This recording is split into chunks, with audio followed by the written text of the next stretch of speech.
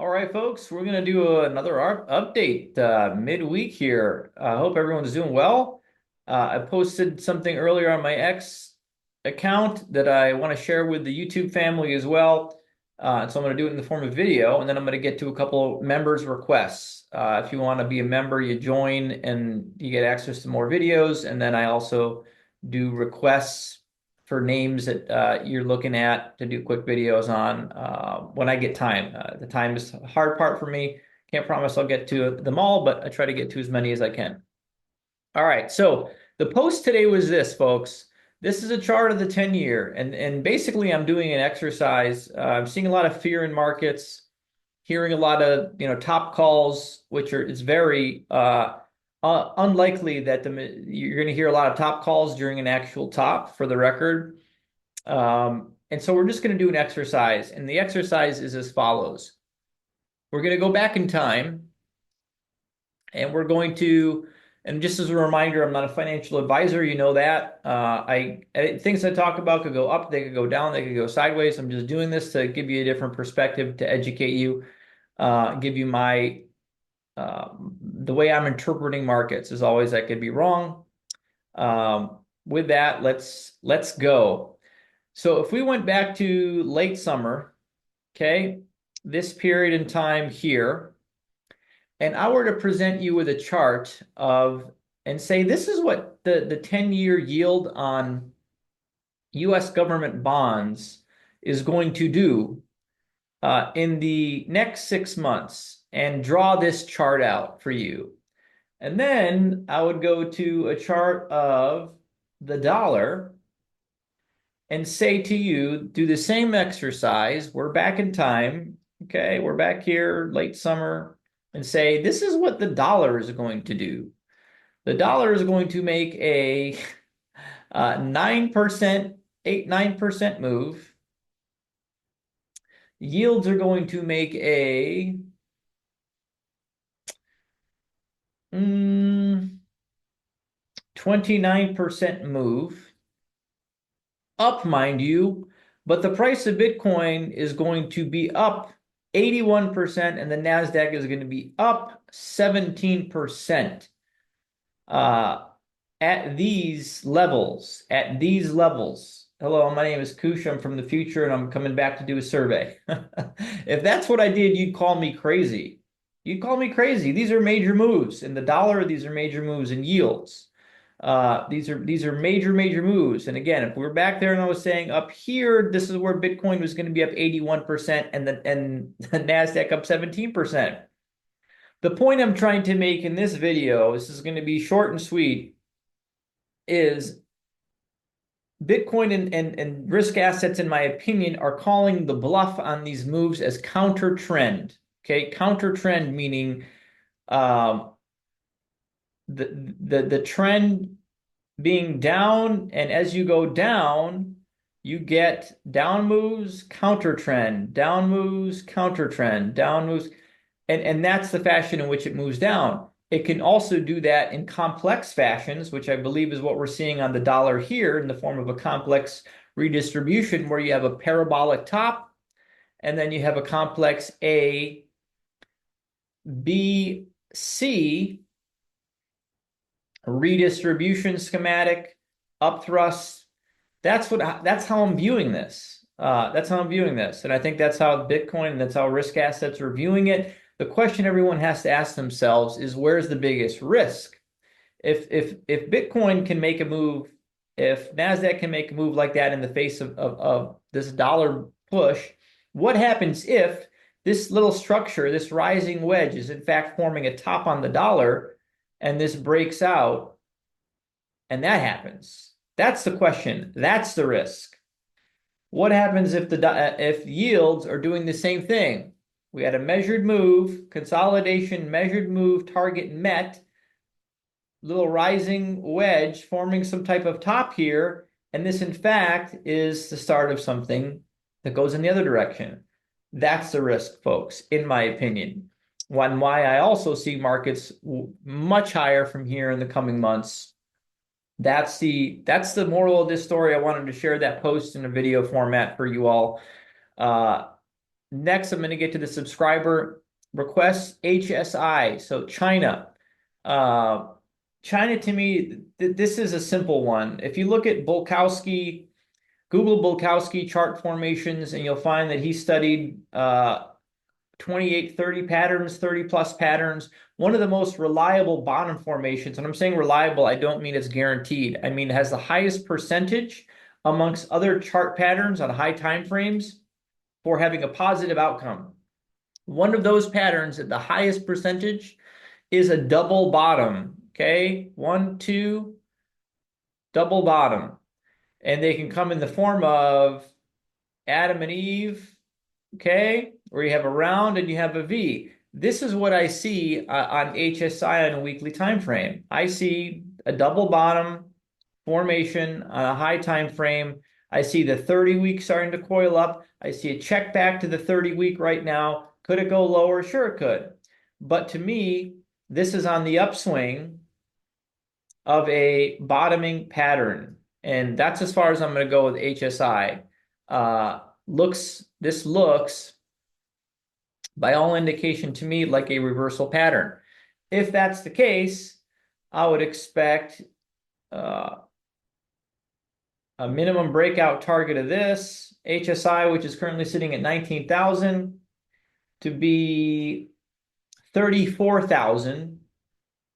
34,000, which isn't a crazy move for HSI. I mean, it's been up to 33,000. So getting back to previous all-time high. The question is how long, if that happens, how long will it take? I have no idea. And I also could be wrong here, but that's my read on HSI. Next is Biogen. Again, I don't have a good read on Biogen on a low time frame. So what do? Anytime I don't have a good read on something, I put it in a monthly chart. I put the 30-month simple moving average up, and I look to identify high time frame accumulations, expansions, redistributions. And I try to apply wave counts, but I'm not going to get into all that here. Needless to say, what do we see here? This is a monthly chart, so we're going back to 1994. Well, we see things that are pretty clear and indisputable, right? We have an expansive phase, followed by a consolidative phase, followed by a measured move of the expansive phase. The energy that went into it, energy came out of it. I talk about that a lot on this channel, right? We see it manifest on every time frame. Okay? The energy that came into this move, kind of coming out of this move, really hasn't been met. Okay? When that happens, I have to think that a move is getting exhausted, and I have to be looking at redistribution. So it was met here, right? So this is early stage expansion. It was met and exceeded from the conservative standpoint, not from the aggressive standpoint. From the conservative standpoint, it was not met here. If I'm looking at price in this range, we see a reaccumulation schematic. And specifically, right, a range, higher lows, LPS, reaccumulation, SOS, expansion.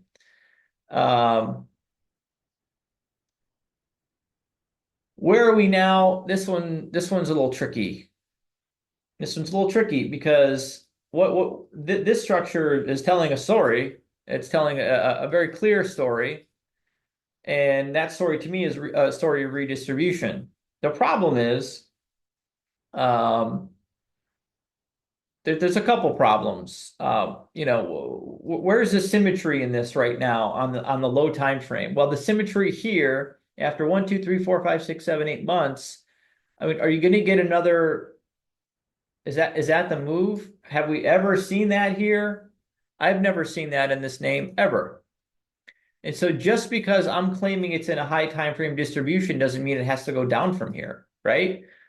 So often we see in these distributions a last point of supply test, right, prior to resumption.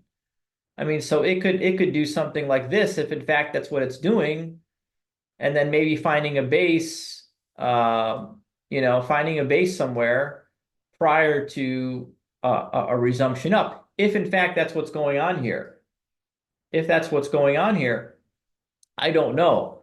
I don't have enough time into this name. I don't have any idea what their pipeline looks like. I don't know if any of that stuff matters. The chart's telling me this is a distribution, um, because we have our defined range, and right, defined range that goes back, uh, 13 years. We had a sign of weakness here. It was reclaimed. And anytime you get another touch test of that and it breaks that sign of weakness, that floor, that's your downtrend confirmed. Could this rally up from where we are here? Absolutely, it could, and touch the bottom of this, and then I'm wrong, and it comes back into this reaccumulation channel, and that was just a massive, some one big massive deviation spring. Sure, I could be wrong, and then this is the wrong interpretation. If I'm using volume, the only thing that might lend credence to that idea is the lack of volume coming in here. The lack of volume coming in here. Could this just be a massive spring? That could be the case as well. But again, that's what do I want to do here? Here's what I want to do.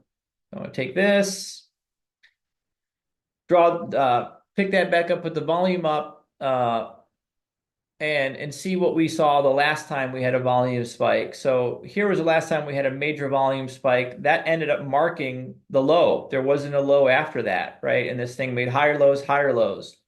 The big volume spike, hasn't really come here. It came early, but then you kept breaching these lows. So there isn't really anything conclusive on the volume here for me, other than the structure, telling me this is a distribution, and that's how I'm reading that. Last but not least, AMGN. Again, I don't know anything about AMGN. When I first look at a chart, I look at the weekly. I didn't get anything good on the weekly, so then I go to the monthly. I put the 30-month SMA, the 50-month SMA, and this one tells the story too. This one tells a story.